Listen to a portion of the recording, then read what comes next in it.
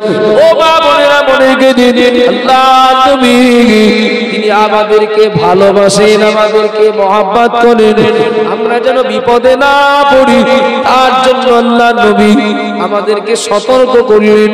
একটু খেয়াল করুন বাবা, জিনেরা আসামি, ফেরেশতারা আসামির মতো দাঁড়াবেন, সকল মানুষগুলো আসামির মতো দাঁড়াবেন। আল্লাহ নবী আদম আলাইহিস সালাম থেকে শুরু করে আল্লাহ নবী ঈসা রূহুল্লাহ পর্যন্ত নবী রাসূলেরাও সবাই বলবেন ইয়া নাফসি ইয়া নাফসি। তাদের কাছে কেউ কোনো সুপারিশের দাবি দেওয়া নিয়ে গেলে তারা সবাই জবাব দেবেন ইযহাবু ইলা গায়রিহি, পারলে অন্য কোথাও চলে যাও, আল্লাহর কাছে যাব, আল্লাহর কাছে কিছু বলবো সেই সাহস হয় না, সেই মনোবল নেই। কেননা আজ মহান আল্লাহ গফুর নন, আজ আল্লাহ গফফার নন, আজ আল্লাহ কাহার, আল্লাহ বিরাট রাগা লেগে রয়েছেন। আল্লাহ নবী আদম আলাইহিস সালাম থেকে শুরু করে নবী ঈসা আলাইহিস সালাম পর্যন্ত সকল নবী রাসূলেরা একটাই কথা বলবেন, আল্লাহর কাছে গিয়ে কোন প্রশ্নের জবাব দেওয়া তো দূরের কথা, আল্লাহর সামনে গিয়ে দাঁড়াবো এই সাহস আমার নেই। ও বাবা জিরা মায়েরা, একবার বিবেকটাকে জিজ্ঞাসা করি, নবী রাসূলেরা যদি যাদের জন্য জাহান্নাম হারাম, নবী রাসূলেরা যদি আল্লাহর কাছে যেতে এত ভয় পান, আপনি আমি ওই দিনে আল্লাহর সামনে দাঁড়িয়ে প্রশ্নগুলোর জবাব দিতে হবে, একবার দয়া করে বলবেন নাকি আমাদের কারোর মন, আমাদের কারোর বিবেক এই হিম্মত দেখাতে পারবে নাকি যে আমরা আমাদের নিজেদের যোগ্যতায় আল্লাহর কাছে প্রশ্নের জবাব দিই, আল্লাহর কাছ থেকে ছাড় পেয়ে আমরা আমাদের যোগ্যতায় জাহান্নাম থেকে মুক্তি পেয়ে জান্নাতে যেতে পারবো? আমার কথা বোঝা যাচ্ছে না? অসুবিধা হচ্ছে কি বুঝতে?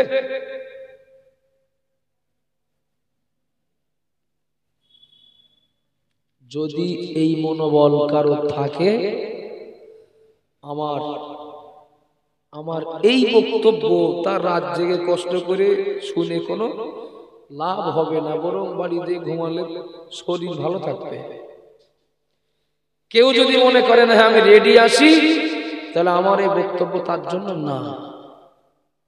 আর যদি মন বলে না আমি রেডি নেই, মাথা খারাপ।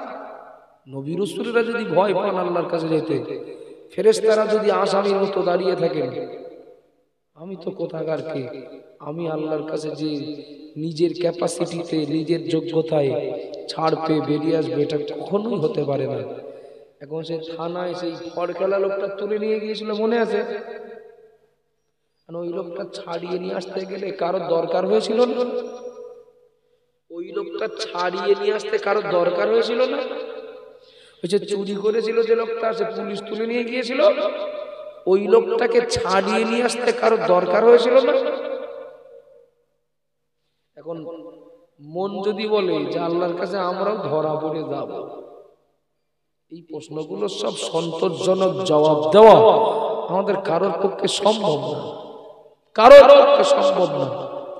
প্রশ্নের জবাব দেওয়া সম্ভব না মানেই নবী বলেছেন আল্লাহ যেতে দেবেন না, হাত্তা ইউসালা আন খামসিন, আল্লাহ যেতে দেবেন না পাঁচটা প্রশ্নের জবাব না দেওয়া পর্যন্ত।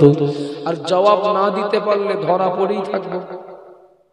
এখন ধরা যদি পড়ে থাকি, ছাড়াতে গেলে কারো লাগবে না? লাগবে না? ছাড়াতে গেলে কারোর তো লাগবে। অবশ্যই মেম্বারের ফোন নম্বরটা নিয়ে তাই কবরে যাবেন। যে যার বুথের মেম্বারের ফোন নাম্বারটা নিয়ে কবরে যাবেন, আর পারলে প্রধান সাহেবের ফোন নাম্বারটা নিয়ে কবরে যাবেন। আল্লাহর কাছে যেই হাজিরা দিয়ে আল্লাহর কাছে ধরা পড়বেন, প্রধানের কাছে ফোন করবেন, যেমন ধরা পড়েছি ঠেকান। আচ্ছা, ওই দিন প্রধান ফোন করলে আল্লাহ ছেড়ে দেবেন না এমপি ফোন করলে ছাড়বেন?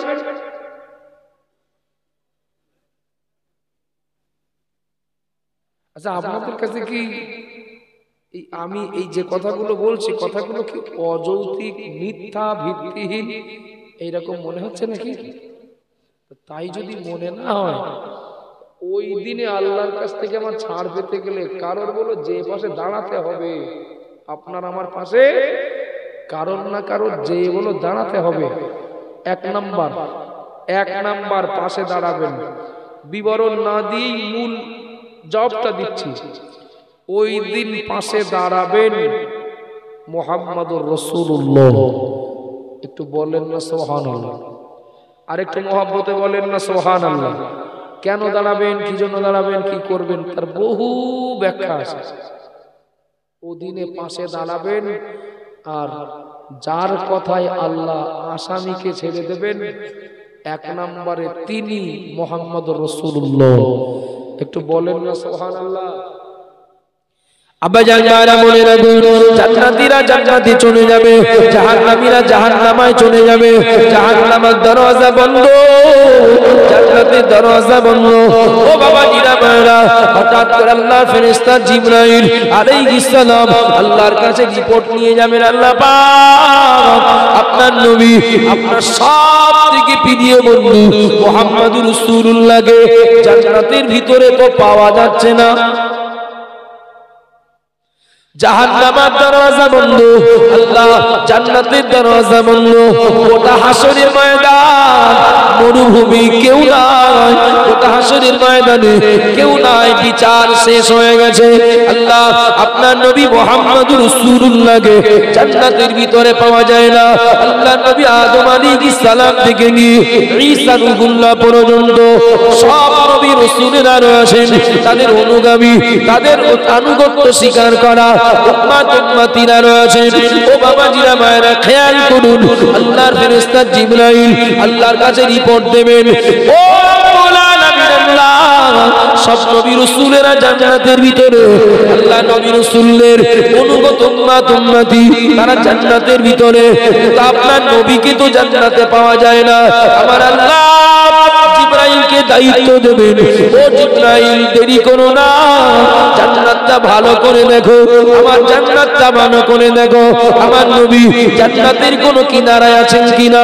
ও বাবা জিনা মায়েরা, জিবরাইলকে আল্লাহ এমন পাওয়ার দিলেন, জিবরাইলকে আল্লাহ এমন ক্ষমতা দিলেন, আল্লাহ ফেরেশতা জিবরাইল তার ডানা মেলে দিয়ে গোটা জান্নাত তিনি চিরুনি তল্লাশি চালিয়ে আল্লাহকে আবার রিপোর্ট দেবেন, আল্লাহ আপনার নবীকে তো পাওয়া যাচ্ছে না, জান্নাতের ভিতরে তো নাই। আল্লাহ বলবেন জিবরাইল চলে যাও, হাসরের ময়দানটা দেখে এসো। জিবরাইল দেখার আগে বলবেন, আল্লাহ হাসরের ময়দানে তো কেউ নাই, হাসরের ময়দান ফাঁকা, তো মানে যে যার জায়গায় তো সব চলে গেছে, হাসরের ময়দান তো শূন্য, একদম পুরো মরুভূমি। আল্লাহ বললেন জিবরাইল আমার নবীকে জান্নাতে যখন পাওয়া যাচ্ছে না, হাসরের ময়দানে কোথাও না কোথাও পাওয়া যাবে।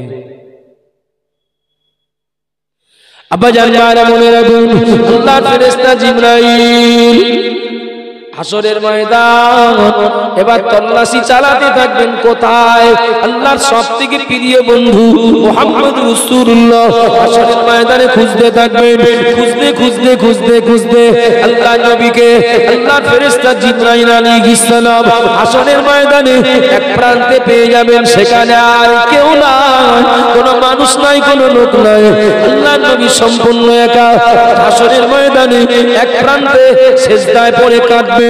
আর আল্লাহ নবীর চোখের পানি গড়িয়ে মাটি দিয়ে গড়িয়ে যাবে। ফেরেশতা জিবরাইল আলাইহিস সালাম সচক্ষে দৃশ্য না দেখে আর দেরি করবেন না, আল্লাহর কাছে চলে যাবেন। আল্লাহ পাক আপনার নবীকে খুঁজে পেয়েছি, আল্লাহ আপনার নবীকে পাওয়া গেছে, আপনার নবী জান্নাতে নয়, আপনার নবী হাসরের ময়দানে অমুক জায়গায় রয়েছে। আল্লাহ পাক আপনার নবীকে এইমাত্র দেখে এসেছি, আপনার নবী সিজদায় পড়ে এত কান্নাকাটি করছেন, নবীর চোখের পানি জমিন দিয়ে গড়িয়ে যাচ্ছে, নবীর চোখের পানি জমিন দিয়ে গড়িয়ে যাচ্ছে, আমি নিজে চোখে দেখে এসেছি আল্লাহ। জিবরাইলকে আল্লাহ বলবেন, জিবরাইল দেরি করো না, চলে যাও। আমার নবী কাঁদেন কেন, আমার নবী কি চান শুনে এসো। আল্লাহর ফেরেশতা জিবরাইল প্রথমে আল্লাহর নবীকে দেখে আল্লাহর কাছে ফিরে যাবেন, আবার আল্লাহর হুকুমে নবীর কাছে যে জিজ্ঞাসা করবেন, সালাম দিয়ে জানতে চাইবেন, ও আল্লাহর নবী মুহাম্মদুর রাসূলুল্লাহ সাল্লাল্লাহু আলাইহি ওয়াসাল্লাম, আপনি কাঁদেন কেন, আপনার চোখের পানি জমিন দিয়ে গড়িয়ে যায় কেন? আল্লাহর নবী সেজদায় পড়ে বলবেন, জিবরাইল আমি মুহাম্মদ রাসূলুল্লাহ, আমি জানি আমার কিছু উম্মত, আমার কিছু উম্মতি তারা গুনাহগার, তারা পাপী, আমার কিছু পাপী গুনাহগার উম্মতি ওরা জাহান্নামে পড়ে আছে, ওরা জাহান্নামের আগুনে জ্বলছে, ওরা জাহান্নামের আগুনে পুড়ছে। ও ভাই জিবরাইল, আমি মুহাম্মদ রাসূলুল্লাহ, আমি তত সময় সেজদা থেকে মাথা ওঠাবো না, আল্লাহর জান্নাতের কোনো নিয়ামত ভোগ করবো না, যত সময় আমার ওই গুনাহগার উম্মত উম্মতি দিগকে আল্লাহ পাক জান্নাতে না দেবেন। একটু জোরে বলেন না।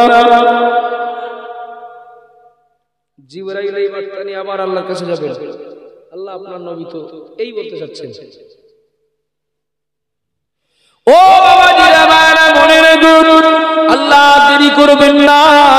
জিবরাইলকে বলবেন, জিবরাইল চলে যাও, আমার নবীকে গিয়ে বলো, আমার নবীকে গিয়ে বলো আমার আল্লাহ আপনার দাবি কবুল করেছেন। একটু জোরে বলেন না সুবহানাল্লাহ, আরো জোরে বলুন সুবহানাল্লাহ। আল্লাহ ফেরেশতা জিবরাইলকে আমার আল্লাহ বলে দেবেন, জিবরাইল চলে যাও, আমার নবীকে গিয়ে বলো আমার নবী সেজদা থেকে মাথা উঠিয়ে জাহান্নামের দরজায় দাঁড়িয়ে, জাহান্নামের দরজায় দাঁড়িয়ে তার উম্মতদেরকে বেছে বেছে দেখে দেখে আমার নবীকে বলো বাহুল হায়াতে গোসল দি, ওদেরকে পাক পবিত্র করি, আমার দয়ার জান্নাতে নিয়ে যাওয়ার পারমিশন আমি আল্লাহ দিয়ে দিলাম। একটু জোরে বলুন সুবহানাল্লাহ, আরো জোরে বলুন সুবহানাল্লাহ। ও বাবাজিরা মায়েরা মনে রাখুন, আমি আল্লাহর একজন নগণ্য বান্দা। আমি যে কথাগুলো বলছি এটা আমার নয়, আল্লাহ নবী বললেন কাল কিয়ামতের দিন সব বান্দা বান্দিকে পাঁচটা প্রশ্নের জবাব না দেওয়া পর্যন্ত আল্লাহ পাক ছেড়ে দেবেন না। এখন ধরা পড়ে যাব আমার মন যদি বলে, ধরা পড়ে যাব আমার বিবেক যদি বলে, তাহলে আল্লাহর কাছ থেকে ছাড় পেয়ে জাহান্নাম থেকে মুক্তি পেতে হলে কাল কিয়ামতের দিন আমার আপনার নবীকে আপনার আমার পাশে লাগবে কি লাগবে না? একটু কথা বলেন, লাগবে না? এখন কোন মাতব্বর যদি বলেন আপনার হয়ে আমি একটু থানায় ওসিকে বলে দিলে ছেড়ে দেবেন, তোমার 1010 টাকা দিতে হবে, কি করা যাবে? কি করা যাবে? মনে করেন আমার বাপ থানায় আসে, তো আমার মেম্বার যে একটু বললে বাপ ছাড় পেয়ে যাবে। এখন আমাকে মেম্বার সাহেব যদি বলেন, মেম্বার মানে উদাহরণ শুধু, যার ঘা থাকবে তার জ্বালা করবে, সোজা কথা। মেম্বার যদি বলে যে তোমার বাপের জন্য আমি সুপারিশ তো করবো, করলে তো ছেড়ে দেবেন, তোমার 1010 টাকা লাগবে, বলো আমি কি করব? বাপ জেল খাটে খাটুক, কথা বলে না, বাপ জেল খাটে খাটুক, হয়তো বলবো আপনি 2000 টাকা কম নেবেন, কোনি খুব বেশি হলে। তিনি যদি কিছু টাকা চান তো টাকা দিতে রাজি হব বাপকে ছাড়ানো স্বার্থে, কথা বলবেন না? কিয়ামতের দিন প্রথম আপনার আমার পাশে লাগবে মুহাম্মদুর রাসূলুল্লাহকে। তিনি পাশে দাঁড়ালে মনে করবেন তার কপাল খুলে যাবে। সুবহানাল্লাহ বলেন বাবা। ওই নবী যে পাশে এসে দাঁড়িয়ে যে একটু সুপারিশ করবেন, নবীর কোনো চাহিদা নেই, বুঝতে পারেননি নাকি? নবীর কোনো চাহিদা নেই না, বিনা স্বার্থে নবী যাবেন? কথাটা যেন আবার ভুল ব্যাখ্যা করবেন না যে আব্দুল মুহিত এই বলেছে। কথা বললি তো চ্যাং মাসে ঠ্যাং বার করে, না জেনে না বুঝে মন্তব্য করে। নবী যে আমার পাশে আসবেন, নবী কিছু না দেখে যাবেন? দেখে যাবেন না? আচ্ছা, আবু জেহেলের পাশে কি নবী যাবেন? আবু লাহাবের পাশে যাবেন? যে চাচা সারা জীবন খেদমত করলেন আবু তলিব, তার পাশে কি নবী যাবেন? কি মনে হয় আপনাদের? নবী যে কি সুপারিশ করবেন? করবেন না। তাহলে নবী কারোর জন্য আল্লাহর কাছে যে যে বলবেন, দেখে যাবেন না না দেখে যাবেন? দেখে যাবেন। আমি যার জন্য সুপারিশ করছি সে কে, তার সাথে আমার সম্পর্ক কেমন কি ছিল, সে আমার লোক না আমার বিরোধী লোক, নবী না দেখে যাবেন? না দেখে যাবেন না, নবী দেখেই যাবেন। এবং নবীর পাশে কেউ যদি একবার পেয়ে যায়, নবীকে নিজের পাশে কেউ যদি পেয়ে যায়, মনে করবেন, বিশ্বাস রাখতে পারেন, তার কপাল খুলে যাবে। আচ্ছা, খুব ছোট্ট করে বলছি, এই দুনিয়াতে নাম্বার কম থাকলেও ঘুষ দিলে চাকরি পাওয়া যায়, যায় না? যায় না? নাম্বার কম হলেও ঘুষ দিয়ে চাকরি পাওয়া যায়। এ গ্রামে 1000 ভোটার আছেন, ভোটার 700 ভোটার, যে প্রার্থীকে চান না সেই প্রার্থী সরু লাইনে যোগাযোগ করে সেই টিকিট যার হাতে আছে তার কাছে তাকে ঘুষ দিয়ে টিকিট নিচ্ছে। আমার ব্রেন খারাপ না বলো? আর আমি স্বপ্নে থেকে বলছি না বলো? 700 লোক চায় না এ লোকটা প্রার্থী হোক, কিন্তু তার নেশা আমার হতেই হবে, আমার দরকার। এখন দরকার মেটাতে গেলে যিনি দেবেন তার একটু খুশি করতে হবে, করতে হয়। 200 টাকা দিয়ে আর 1 প্যাকেট সিগারেট দিতে হয় ঘুষ দিয়ে, এখনকার যুগে টিকিট নিতে হয়। চলুন, এখন ঘুষ দিয়ে টিকিট পাওয়া যায়, ঘুষ দিয়ে চাকরি পাওয়া যায়, ঘর না ভাঙলেও ঘুষ দিয়ে ঘর ভাঙার টাকা পাওয়া যায়, ফসল না বললেও ঘুষ দিয়ে ফসলের ক্ষতিপূরণ পাওয়া যায়। কিয়ামতের দিন আল্লাহ যদি আমি 2টো ইটভাটা দেই, আল্লাহ ইটভাটা 2টো আপনার নামে লিখে দিচ্ছি, আমার জান্নাতে 1 কাঠা জায়গা দেন, দেবে না? কিরকম মনে হয়? যদি 1-2 কোটি টাকা দেওয়া, 1-2 কোটি টাকায় আল্লাহ জান্নাতে দেবেন জাহান্নামীকে। কিন্তু নবী যদি যে বলেন, আল্লাহ আমার লোক বলো, এ আমার উম্মত, এ আমার উম্মতি, ওই কোটি কোটি টাকা আল্লাহর ঘুষ দিলে আল্লাহ নেবেন না, আর ঘুষ চলবেও নাও দিন। কিন্তু নবী যদি যে বলেন, আল্লাহ মানুষটা এই লোকটা আমার উম্মতি, নবীর এই অল্প কথায় কোটি টাকার তুলনায় বেশি কাজ হবে। সুবহানাল্লাহ বলবেন না? এখন যার কথায় চাকরি হবে তার যদি লক্ষ লক্ষ টাকা দিতে রাজি হই, যার কথায় যার সুপারিশে জাহান্নাম থেকে বাঁচা যাবে, তার কিছু চাহিদা থাকলে দেওয়া যাবে না যাবে না? একটু কথা বলেন, দেওয়া যাবে না যাবে না? আব্বাজান ভাইরা, আমি শেষ কথা বলছি,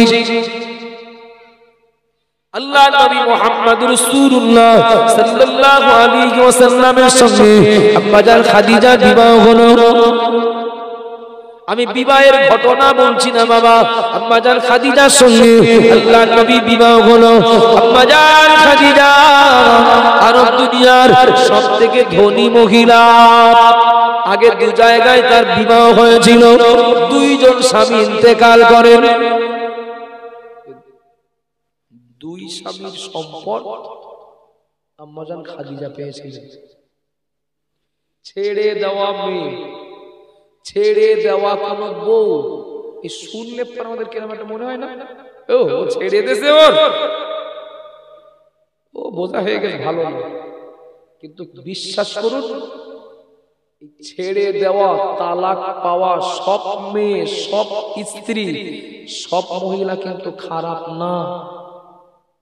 কখনো কখনো স্বামীর উশৃঙ্খলতার জন্য মেয়ে পরিবার অতিষ্ঠ হয়ে মেয়ের নিরাপত্তার জন্য দুষ্টু জামাইয়ের হাত থেকে মেয়েটাকে ছাড়িয়ে নেয়।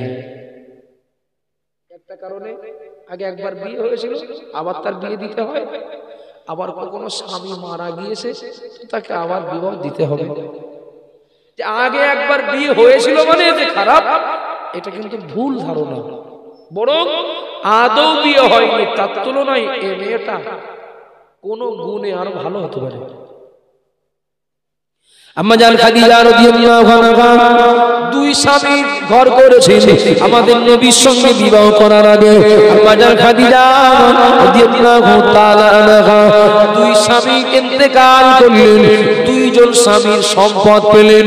আম্মা জান খাদিজার নিজস্ব সম্পদ তো ছিল, আর দুই স্বামীর রেখে যাওয়া সম্পদ পেয়ে আরব দুনিয়ার মাটিতে তিনি একজন বড় ধনী ব্যবসায়ী মহিলা বলে আরবের মানুষদের কাছে পরিচিতি লাভ করলেন।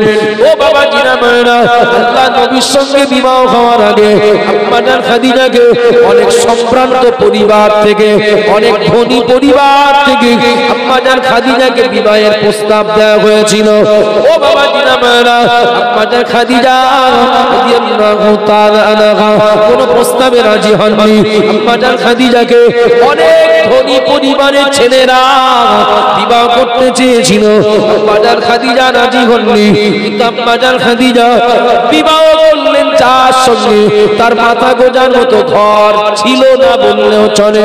আম্মা জান খাদিজা ধনী দুলালদেরকে উপেক্ষা করে, ধনী ছেলেদেরকে উপেক্ষা করে রাজপুত্রদের থেকে মুখ ফিরিয়ে নিয়ে এমন একজনের সঙ্গে বিবাহ করলেন যার বাপ নাই দুনিয়ায়, যার মা নাই দুনিয়ায়, যার দুনিয়ায় দাদা নয়, যার দুনিয়াতে একসাথ খাওয়া হয় সারা দিন হয় না, যার দুনিয়াতে এমনও দিন চলে যায় সারা দিন খাওয়া হয় না। ও বাবা জিনা মায়েরা, মুহাম্মদুর রাসূলুল্লাহকে আম্মা জান খাদিজা বিবাহ করলেন। আম্মা জান খাদিজার মাথা খারাপ ছিল নাকি? মাথা খারাপ ছিল না। ও বাবা জিনা মায়েরা, মনে রাখুন সারা জীবনে সঞ্চয় করা অর্থগুলো আল্লাহ নবীর সঙ্গে বিবাহ হয়ে যাওয়ার পরে আম্মা জান খাদিজা ইসলামের জন্য, দ্বীনের জন্য নবীর কদমে উৎসর্গ করে দিলেন। একটু জোরে বলেন না, একটু মোহাব্বত করে বলেন না। ইসলামের জন্য, দ্বীনের জন্য সারা জীবনের উপার্জনকে নবীর কদমে উৎসর্গ করলেন। কেননা আম্মা জান খাদিজা জ্ঞানী বুদ্ধিমতী, তিনি জানেন আমার এই সম্পদের পাহাড় আমাকে জান্নাতে নিয়ে যেতে পারবে না, আমার এই সম্পদের পাহাড় আমাকে জাহান্নাম থেকে বাঁচাতে পারবে না। আমি যদি আল্লাহর নবীকে খুশি করতে পারি, আমি যদি দ্বীনের জন্য আমার অর্থ ব্যয় করতে পারি, আমার জান্নাতে যাওয়ার জন্য এই দুটি আল্লাহ সন্তুষ্টির আমল যথেষ্ট হয়ে যাবে। একটু জোরে বলেন না। যে জায়গাটা আমার বোঝানোর মূল লক্ষ্য, ঠান্ডা মাথায় শোনেন। আম্মা জান খাদিজা অনেক সম্পদের মালিক, বিবাহ হয়ে গেল। বর্তমান জামানায় দেখবেন এমন কত স্বামী আছেন বাজার করার টাকা না, স্ত্রীর কাছে গচ্ছিত বা তিল তিল করে জমানো কিছু টাকা বাড়ি আছে। ও চাচা, ও ভাই, ওই বাবু বাজার করছেন, কারো কাছ থেকে 500 টাকা ধার করে নি, অথচ বাড়ি বলো কয়েক হাজার টাকা আছে। বলবেন বুঝতে পারেননি নাকি? আমার স্ত্রীর কাছে বলে 1000-10 টাকা আছে, এরপরও আমার পরের কাছ থেকে ধার করে নিয়ে বাজার করতে হচ্ছে। কেন? আমি তো চাইলে দেবে না, আর জীবনে তো স্বীকারও করবে না, স্বীকারও করবে না। কেননা সে হাত শূন্য করতে রাজি হবে না যে আমি যতই স্বামীর সংসারে থাকি, স্বামীর অধীনে থাকি, স্বামী আমার সব দেখভাল করুক, একেবারে হাত শূন্য করে রাখা ঠিক না, আমার কাছে কিছু রাখতে হবে। ঠিক বলছি না ভুল বলছি? সেই টাকা বদলের সময় টাকা সেই বাতিল হয়েছিল কত সালে খেয়াল নেই। আমি বসিরহাটে ওই বদরতলার মেন গেট দিয়ে ঢুকতে ডান হাতে সে লাইনে যে কচুরি পরোটা করে না, আছে কয়েকজন, তো আমি নাম না বললে অসুবিধা নেই। ওর ভিতরের একজন দোকানে আরো 2-3 জন সঙ্গী সাথী, সম্ভবত আমার আব্বা ভর্তি ছিলেন হসপিটালে। তা কি খাই কোথায় যাই, আর নিজের যতটা প্রয়োজন তার থেকে সঙ্গে যারা আছে ওদের কিছু একটু খাওয়াতে হবে। ভিতরে কোথাও সেই পরিবেশ নয়। এখন একজন দেখি আল্লাহর এক খাস বান্দি, ওই পরোটা না কচুরি বলে, ওই মানে বেলে যাচ্ছেন আর আপন মনে বকে যাচ্ছেন, আপন মনে বকে যাচ্ছেন। কেন? সে গুপ্তধন বাড়ির লোক জেনে ফেলেছে। বোঝা যাচ্ছে না? গুপ্তধন বাড়ির লোক জেনে ফেলেছে।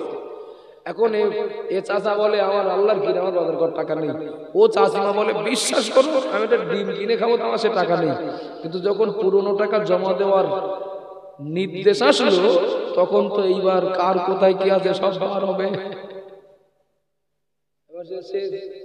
আল্লাহ সেই বান্দি অত ব্যাংক সম্পর্কে বা এই ব্যাপারে অতটা অভিজ্ঞ না, আর কথা শুনে আমার তাই মনে হলো।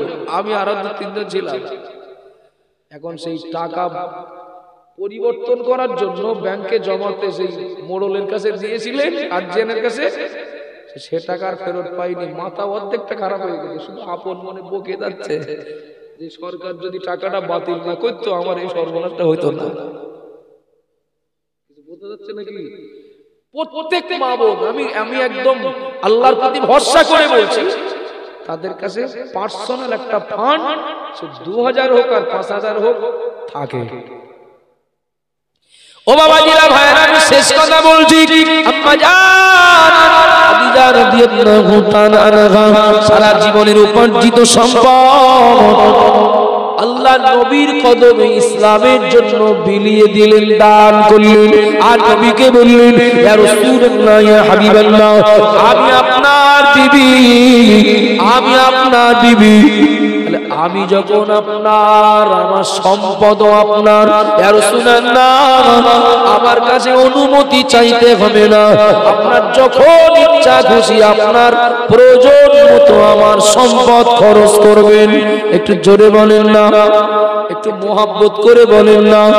ও বাবা জিনা মায়না, আম্মা জান খাদিজা হাতে রেখে দেননি, আম্মা জান খাদিজা হাতে রেখে দেননি। আপনি আশ্চর্য হয়ে যাবেন, আল্লাহ নবী ইন্তেকালের, আল্লাহ নবী বিবি আমাদের আম্মা জান হযরত খাদিজা রাদিয়াল্লাহু আনহা ইন্তেকালের সময় অর্থাৎ মুমূর্ষ অবস্থায় শায়িত রয়েছেন, বেটি ফাতেমাকে ডাকলেন। আল্লাহ নবীর মেয়ে আম্মা জান ফাতেমাকে আম্মা জান খাদিজা ডাকলেন, অর্থাৎ মা মেয়েকে ডাকলেন, ও আমার বেটি ফাতেমা এদিকে চলে এসো, আমি তোমার সাথে আস্তে আস্তে দুটো কথা বলবো। আম্মা জান খাদিজা ফাতেমাকে পাশে বসালেন। আম্মা জান ফাতেমা বললেন, ও আমার আম্মা জান, বলেন না কি বলবেন। আম্মা জান খাদিজা বললেন, মেয়ে ওগো আমার কলিজার টুকরি, আল্লাহ পাক আমাকে অনেক সম্পদ দিয়েছিলেন, আল্লাহ আমাকে অনেক টাকার মালিক বানিয়েছিলেন। ইসলামের জন্য, ইসলামকে বাঁচানোর জন্য আমি তোমার মা সব সম্পদ তোমার আব্বার হাতে তুলে দিয়েছিলাম। ইসলামের জন্য সব সম্পদ তোমার আব্বার হাতে তুলে দিয়েছিলাম।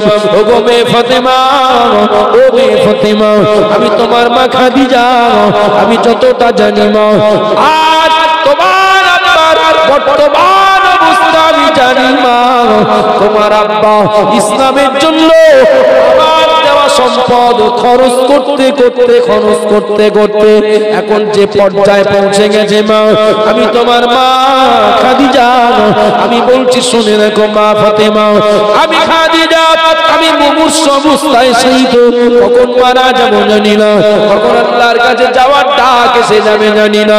ও বাবা জিনা মায়েরা, আম্মা জান খাদিজা বললেন, ও মা ফাতেমা, খবরদার এই কথা তোমার আব্বাকে বলতে আমি সাহস পাই না মা।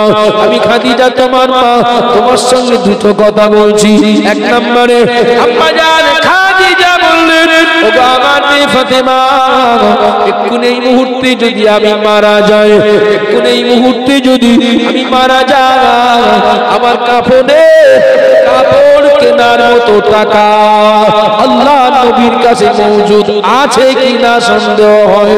ও মা ফাতেমা, আমার দেওয়া সম্পদ ইসলামের জন্য ব্যয় করে দিয়েছি, আমার অভিযোগ নাই, আমার আপত্তি নাই, এর জন্য আমার দুঃখ নাই মা।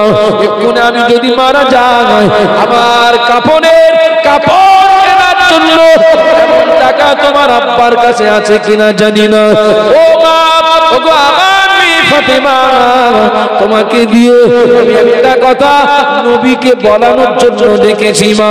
এক্ষুনি মারা গেলে তোমার আব্বাকে আমার কাপড় কেনার জন্য টেনশনে পড়ে যেতে হতে পারে। ও মেয়ে, তোমার আব্বাকে গিয়ে বলো, আমি বলবো আমার সাহসে কোলাচ্ছে না, তুমি গিয়ে বলো আমি মারা গেলে আমার কাপড় কেনার জন্য আল্লাহ নবী যেন টেনশন না করেন। ও মা ফাতেমা, আব্বাকে গিয়ে বলো, আল্লাহ নবীকে গিয়ে বলো, তোমার আব্বা একটা জুব্বা যদি আমাকে দেন, একটা জুব্বা যদি আমাকে দেন, দুটো কাজ হবে। একটা কাজ হলো আমার নতুন কাপড় কিনে দিতে হবে না, আমার নতুন কাপড় লাগবে না, আমার কাপড় কেনার জন্য টাকা খুঁজতে হবে না।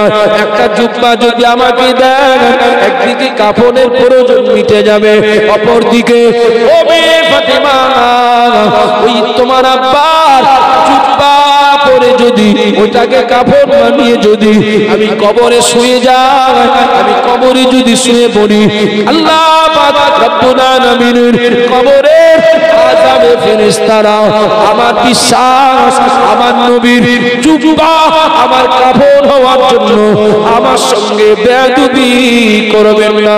ও বাবা আমার মনে রাখুন, বললে অনেক কথা বলা যায়। আম্মা জান খাদিজা রাদিয়াল্লাহু তাআলা আনহা, তিনি বুঝেছিলেন আমি বিরাট বড় ধনী ব্যবসায়ী, আমার প্রচুর টাকা আছে, আমার অনেক সম্পদ আছে, কিন্তু এই টাকার মালিক হয়ে, এই সম্পদের মালিক হয়ে জাহান্নাম থেকে বাঁচা যাবে না যদি আমার এই টাকা, আমার এই সম্পদ, আমার এই দৈহিক মেহনত যদি দিনের জন্য কাজে না লাগে, আল্লাহর সন্তুষ্টির জন্য, আল্লাহ নবীর সন্তুষ্টির জন্য যদি ব্যয় না হয়, আমার এই লক্ষ লক্ষ কোটি কোটি টাকা আমাকে জাহান্নাম থেকে বাঁচাতে পারবে না। আম্মা জান খাদিজা, তিনি মূর্খ নন, তিনি অবুঝ ছিলেন না বাবা। আম্মা জান খাদিজার সারা জীবনের অর্থগুলো আল্লাহ নবীকে খুশি করার জন্য, ইসলামের জন্য দান করে দিয়ে বিনিময়ে তিনি জান্নাত পাওয়ার স্বপ্ন দেখলেন। একটু জোরে বলেন না। এত দিলেন কাপড় কেনার টাকাটাও সংকট। ও বাবা জিনা মায়েরা, ওই নবীর রেখে যাওয়া ইসলাম, ওই আম্মাজান খাদিজার সারা জীবনের উপার্জন ব্যয় করা যে ধর্মের পিছনে, সেই ধর্ম, সেই ইসলাম আজ দুনিয়ায় বাঁচিয়ে রাখার জন্য আল্লাহ নবী আর ফিরে আসবেন না। আম্মা জান খাদিজা তিনি আর ফিরে আসবেন না। এখানে যত মানুষ রয়েছেন, আমার এই 1.5 ঘন্টার বক্তব্যে বোঝাতে চেয়েছি, কিয়ামতের দিন আল্লাহ নবী যদি পাশে থাকেন তাহলে কপাল খুলে যাবে। আল্লাহ নবীকে পাশে পেতে হলে নবীকে খুশি করতে হবে, নবীকে সন্তুষ্ট করতে হবে, নবীর আনুগত্যের মধ্য দিয়ে, ইসলামের খেদমতের মধ্য দিয়ে। ও বাবা জিনা মায়েরা, আমি দোয়া করব, সব রেসানি হবে, এক্ষুনি আখিরি দোয়া মোনাজাত হবে, তাবারক বিতরণ হবে।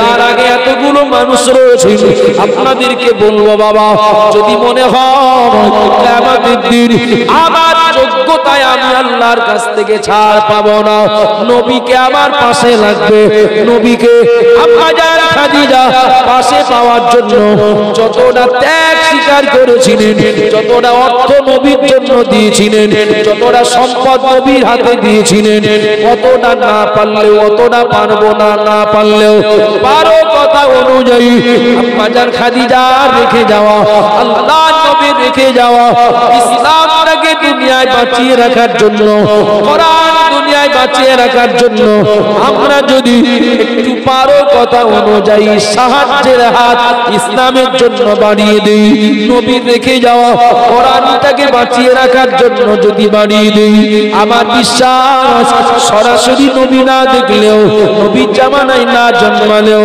কোরআনের প্রতি, নবীর প্রতি আন্তরিকতা কিয়ামতের দিন নবীকে পাশে পাওয়ার ওসিলা হয়ে যাবে। একটু বলেন না আমিন, একটু মোহাব্বত করে বলেন আমিন। এক্ষুনি দোয়া সবরস্তানির জন্য প্রস্তুতি নেব, খুব বেশি সময় না। আপনাদের তুলনায় আমার কষ্ট অনেক বেশি হচ্ছে, অন্য কারণে না। আমি একদম বেলা ওটা পর্যন্ত পরপর 3 রাত আমি আদৌ শুইনি, মানে শোয়ার সময় পাইনি, সুযোগ হয়নি। দিনের বেলা বহু কাজ, আর রাতের বেলা বাড়ি আসতে আসতে এই আজকেও মুর্শিদাবাদ থেকে বাড়ি এসেছি তখন সকাল হয়ে গেছে।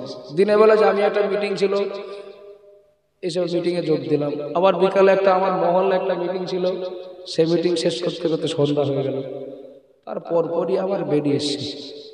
তাড়াতাড়ি ছাড়লে আমারও উপকার হবে, কিন্তু এই মাদ্রাসাটা আমাদের মুখের দিকে তাকিয়ে আছে। 1 বছর পর মাদ্রাসার আঙ্গিনায় আমরা আসলাম, সেই মাদ্রাসার জন্য আমরা কিছু দিয়ে যাচ্ছি।